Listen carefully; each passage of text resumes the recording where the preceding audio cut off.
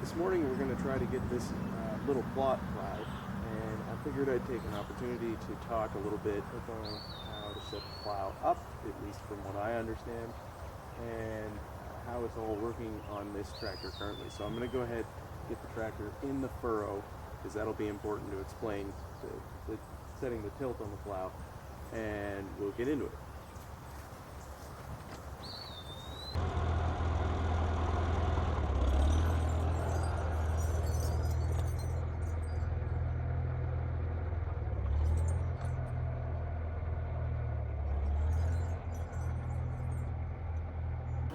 There's a few different adjustments when it comes to talking about how to set the plow up on the tractor.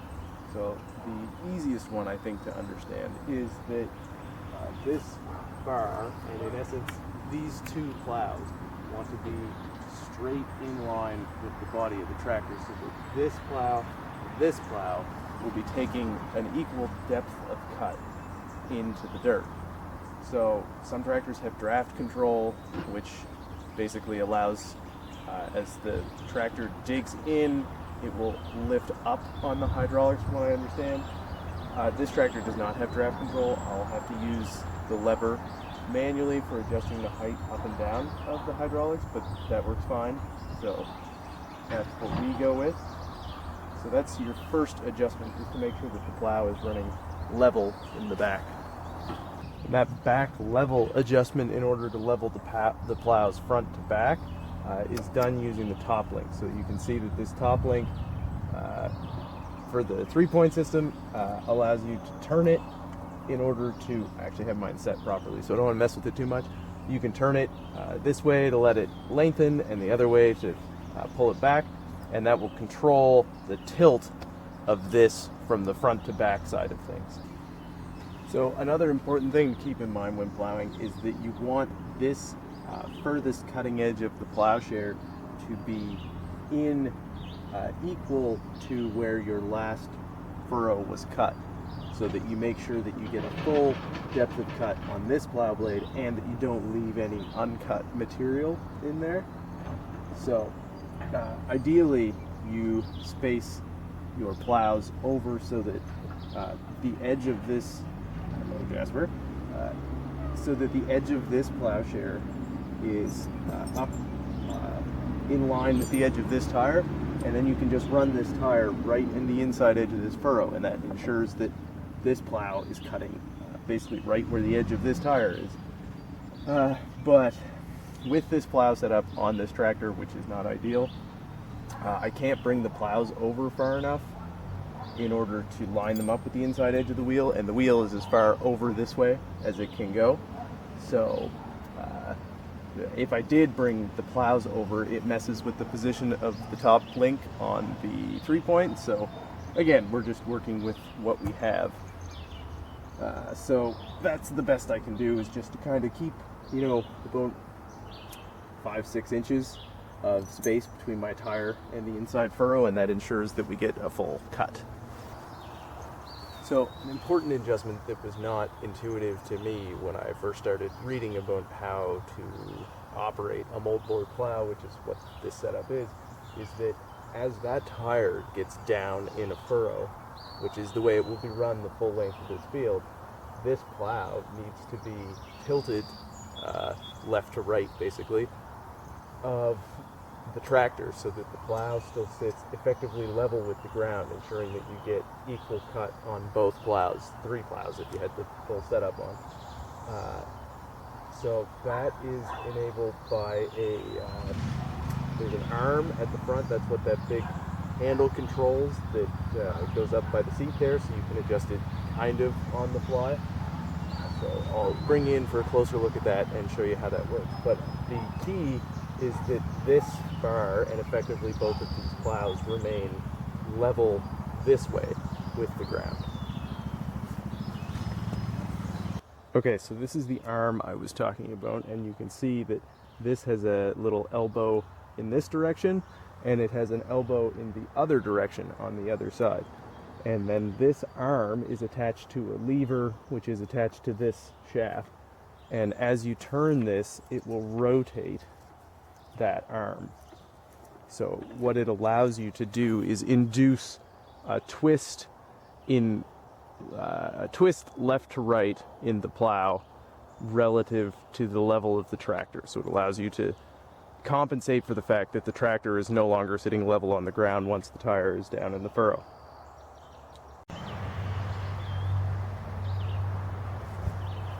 Another thing I almost forgot to mention is what the depth of cut should be. So you can buy owner's manuals for most of these plows, and they will tell you what the intended depth of cut on the plow should be.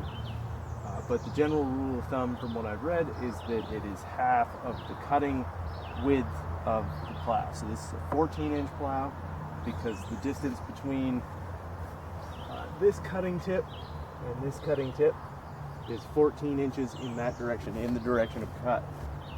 So half of that would be 7 inches, so these are roughly meant to be operated at 7 inches deep in the soil.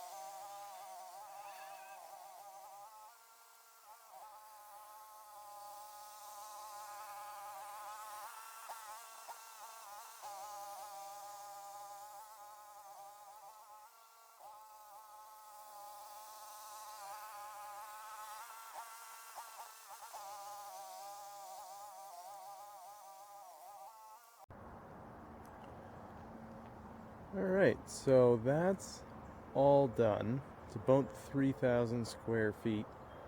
And by the end of it, things were moving reasonably well.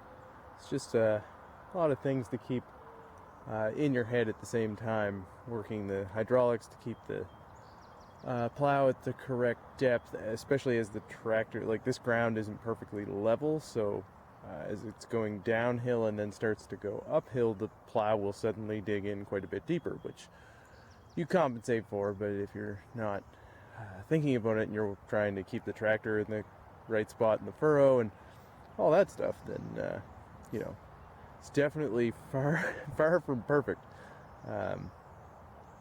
but not bad, and it got better towards the end. So the next step will be to disc this in with the set of harrows that's over here. Just picked those up the other day. There's one broken disc in there, but otherwise should be good. It's an old 60s, maybe 70s International set, 7.5 feet wide with 24 discs, 17-inch discs, and they're all smooth discs, no notched. So hopefully that will come in and level out what my amateur plowing created as far as unlevel areas, but that'll be a video for another day. So I'll take you on a quick little tour just to get some shots down the harrows and see some that are good, some that are not so good, and get an idea of what things look like. But thanks for watching, and we'll see you next time.